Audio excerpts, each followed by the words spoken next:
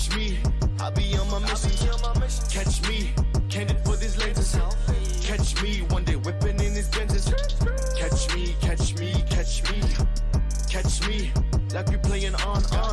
Roll one, hey, you gon' sing along, hey. Sip some, hey, you gon' get your dance on. Catch me, catch me, catch me, yeah. Drowning in ambition now. Turning all these tables now. Hi guys, welcome back to another episode of Couch Creatives. I am your host Danielle and I am joined by our co-hosts Caleb and Tyler. Today we've got two amazing individuals from Cape Town Food Growers Initiatives. We've got Fawaz from The Plus and we've got Sean. Guys, thank you so much for joining us today. You're welcome. Thank you. Thank you. Thank you. Thank you. Thank you. First of all, thank you guys for coming to the show. Thank you for my co-hosts as well for being here supporting. It's a big occasion because we have someone like the two of you guys doing amazing things in the community, and we're just happy to share your stories. Been dwelling some questions, important questions for the viewers to get more of your journey. Before we get started, just give us a little background of information with Food Growers. So what is Food Growers Initiative all about? So the Cape Town Together Food Growers Initiative started in March last year as a result of the pandemic and the impact that it had on jobs in the city and a collective concern for food security. It basically started on WhatsApp and then quickly expanded, and then a Facebook group was started. And at present there's about 2,200 members, all individuals from the Cape Town community who are passionate about food and farming and sustainable food systems and ensuring a long-term food system for everyone, and a food system that doesn't destroy the environment. So yeah, it's the beginning. So how for us, in terms of how did you get involved? Well, I was at the association called SEED, and they are based in Rocklands. They at Rocklands Primary School, and I did a 15-week course, a permaculture course, and I feel honored. I remembered I spoke to a lady called Sandra Daniels, and she was my co-leader at SEED. And when I started it was actually on a public holiday. It was on the 10th of 2020 in August, when she told me that there's never a holiday where plants is concerned, or if I should put it that way, crops, you know. And today I can only thank Almighty for that knowledge that I got from them. After that, so I hooked myself up with the Cape Town Food Growers, and I felt very, very much privileged to be in that group, because I know there's a lot of people with a lot of abilities, you know, and I very, very, very felt honored to be in that circle. I started with my crops last year when the lockdown just hit us. So I decided, because I'm unemployed, what am I going to do to put something on my family's table, you know? And I decided that, you know what, I'm going to start planting my own crops. My leader, the person that taught me all this knowledge, he gave me a call and told me, I've got some chickens for you. And I thought that that is all part of permaculture, you know, self-sustainable life. And the word permaculture also means life, everything, you know. So what I'm busy trying to do is also my knowledge and the talent that Almighty gave me is also that I'm a DJ.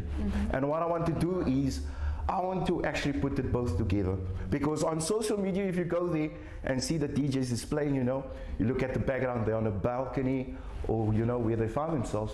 And the image that I want to put together is, look at that. There's like crops at the background, you know, the vegetables is there, the fruit is there, and I'm live on social media, you know, and also being an example to my community where I find myself, you know. That is why I went into this. Yeah. Sure, anything similar to in that field? How are you involved in Food Growers Initiative? I heard that you studied masters. Tell us more. You're applying your masters, your skills that you learn in tertiary institution to help elevate the Food Growers Initiative with your knowledge and skills. And how, in what way do you? First, understand what you studied and how you applied that into. So my background, I did an undergraduate in BCom, so economics and entrepreneurship, and then I did a postgraduate at the Sustainability Institute in in philosophy and sustainable development. Wow. Wow, And in amazing. particular, I looked at the food system of Cape Town and the food metabolism. So just as you have a metabolism in biology, we said, okay, the food system of Cape Town can be described as a metabolism because you've got things coming out and then you've got waste coming out of the system. And yeah, I started at the time of the pandemic, which was an interesting time to study food because of the impact that the pandemic would have on the whole food system. It was a huge shock because of loss of income and loss of jobs, and the food system is commodified. Unfortunately, it's a basic right, but if you don't have money, you're going to struggle to eat, you know, and that's the reality, Exactly. which is so unfortunate. So it's not inclusive in that sense.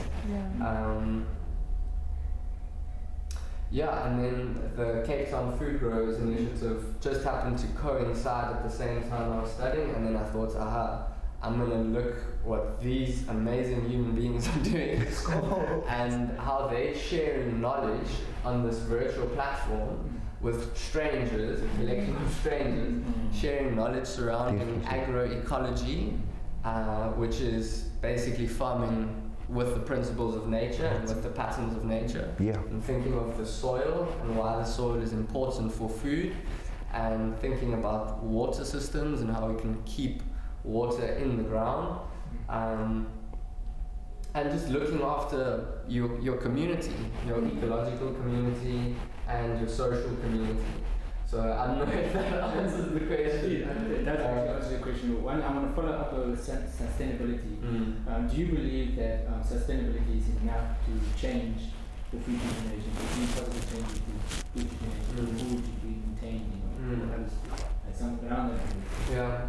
So I think sustainability is become a very mainstream term, which is good because it shows that people's awarenesses are shifting to understand that we have an impact on our environment and that has an impact on our society. So if we don't look after the environment, then our society is going to face big challenges. Definitely.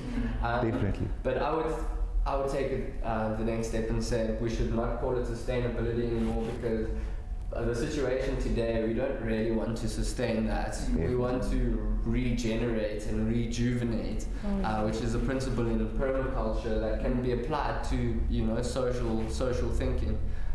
So regeneration instead of sustaining. What do we want to sustain? We should be wanting to really regenerate.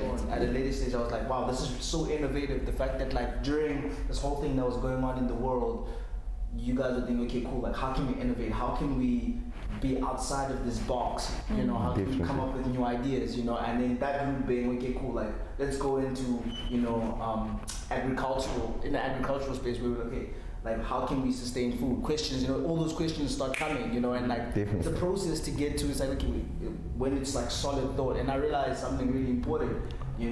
That it takes self-sacrifice, So I'd love for you guys to touch on it. Yeah, for sure. So definitely, like I said, I was at the association called SEED, and that is where I actually got all my information and knowledge from. I thought it's just of planting a seed and it will grow and it will give you a fruit, but it wasn't like that. It's very, very much hard work. So the situation that I'm finding myself in is like a everyday thing. When I open up my eyes, it's 3:45 because I've got chickens. So you'll hear that's your alarm in the morning, That's the time when I wake up. And also I never ever could have prayed for water, because we didn't have a well point. Remember that I'm unemployed, So what I'm busy doing, and it is actually permaculture, we make use of what we have, It's not like that opportunity that you can go to a hardware store and you can just go buy that. You need to look around you and you need to see what you can do, whatever you can find here, and make it happen. And what I want to do is in my community is that I actually want to put it out there to kids. Education, there is our kids out there that never ever saw a chicken coop before, and I want to take them to a chicken coop and show them, this is a setup of a chicken coop. This is where the eggs is being produced, and that's how it looks. Because our kids, they don't have the idea, guys. You know, so we are trying to build a cleaner and a better ecosystem out there. Okay, so for our viewers that don't know, do you mind just telling us a bit more about Diplas? Okay, so basically I started, like I said, last year. I started with Diplas. The word Diplas, I decided I'm going to call it that name because if you get on that piece of property where I started, it feels like you're just in a totally different world because of the plants, the crops. The oxygen is more cleaner, you just feel relaxed, you know, and you get that farm vibe. That's why I called it Diplas. The people in the area, they would ask, but listen to me, where is Fawaz? You will get him on Diplas, you know? So they know exactly where Diplas is. And I want to put this place out there and just show the people that what you can do. Because a lot of people think that, you can only plant on the farm, the big farms, you know. People think like that, but you can do that. How nice it will be if you can walk to your garden and you can just go take out what you need. It's going to be organic. And it's your intake for your body. So it's a whole self-sustainable system, guys. So you're using the natural environment to sustain itself instead of using outside factors. Exactly. It's beautiful. And there's a word called permaculture. Is that the right term? That's the right term, and the word permaculture means life, guys.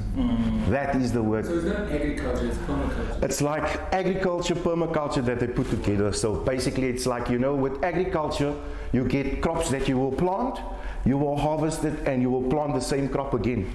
With permaculture, you get like companion planting, and you will try to change the crop, because if you're going to put the same crop in the soil, you are draining all the nutrition out of the soil, and that is what we are trying to do. That is what we're trying to get out there. Mahali. Yeah, Mahali. Mahali. And you guys got an award for what did you get? How did you get the award for what you guys do? What is it? So Team Mahali is a group of multidisciplinary young graduates across the fields of architecture, sustainability, and engineering. And basically we came together to enter this competition in 2019 called the Solar Decathlon, which was to design and build a net zero carbon house that was fully powered by itself and collected its grey water and used it for the garden and built it out of recycled materials. So the main things that we used were shipping containers and wooden pallets. We also used over 7,000 plastic bags, and then solar panels and an integrated water system. So in 2019, that's when we came together, and then last year the City of Cape Town ran a competition called the My Clean Green Home Contest, which is the same concept, design an off-grid house at a certain budget, and the design that the team submitted won, and the City of Cape Town said, okay, as a prize we will pay for it to be built and showcased, to just show that you can use recycled materials to build. And yeah, that's pretty much it. And was it fully funded, the Mahali team? So that you guys invested your own money into it? So we invested our own time into it, quite a substantial amount of time. But you know, if you want to achieve a dream, you have to Definitely. put into it. You guys got an award for it. You all paid up. Yeah, it was great experience. And yeah, we got a lot of support from the industry, because the City of Cape Town was on board. We could go to sponsors and say, listen, we're doing this thing, do you want to put your products inside here? And we can benefit from marketing together. So the house is actually in Greenpoint Park now. It's by the coffee shop, and I think it will be there for the next 3 years. So you can go and stop by and check it out. Nice.